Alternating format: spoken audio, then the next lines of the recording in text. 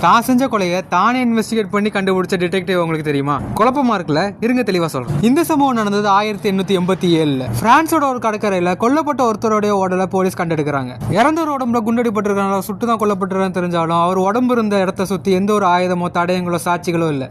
ஆனா ஒரே ஒரு காலடி தடயம் மட்டும் இருந்தது. போலீஸ்க்கு அடுத்து என்ன பண்றதுன்னு தெரியாதனால தங்களோட பெஸ்ட் டிடெக்டிவான ராபர்ட் லேண்ட்ரூ கிட்ட இந்த கேஸ் ஒப்படைச்சாங்க. லேண்ட்ரூ சம்பவம் நடந்த இடத்துக்கு வந்து அந்த தடயத்தை பார்த்து ஷாக் ஆனாரு. ஏன்னா அந்த காலடி தடயத்துல ஒரு விரல் இல்லாம இருந்தது. லேண்ட்ரோட கால்களையும் அதே விரல் இல்ல. அன்னைக்கு லேண்ட்ரூ தூங்காம இதை பத்தி யோசிச்சுக்கிட்டு இருந்திருக்காரு. மறுநாள் காலையில போலீஸோட போஸ்ட்மார்ட்டம் ரிப்போர்ட்ல கொலைக்கு பயன்படுத்தப்பட்ட புல்லட் லேண்ட்ரோட துப்பாக்கில இருந்து வந்ததுங்கிறத தெரிஞ்சுக்கிட்டாரு. இதனால லேண்ட்ரூ தன்னையே சந்தேகப்பட ஆரம்பிச்சாரு. ஏன்னா லேண்ட்ரூக்கு ஒரு பிரச்சனை இருக்கு. அவருக்கு தூக்கத்துல நடக்கிற வியாதி இருக்கு. தூக்கத்துல நடக்கிறது வித்தியாசமான பிரச்சனைனா அதுலயும் ஒரு விசித்திரமான பிரச்சனைங்கிறது லேண்ட்ரூக்கு இருக்கு. அதான் தூக்கத்துல நடந்துகிட்டே செயல்படுறதுங்கிறது. மறுநாள் போலீஸ் கிட்ட போய் லேண்ட்ரூ சொன்ன வார்த்தைங்கிறது எல்லாரையுமே ஆச்சரியப்பட வச்சது.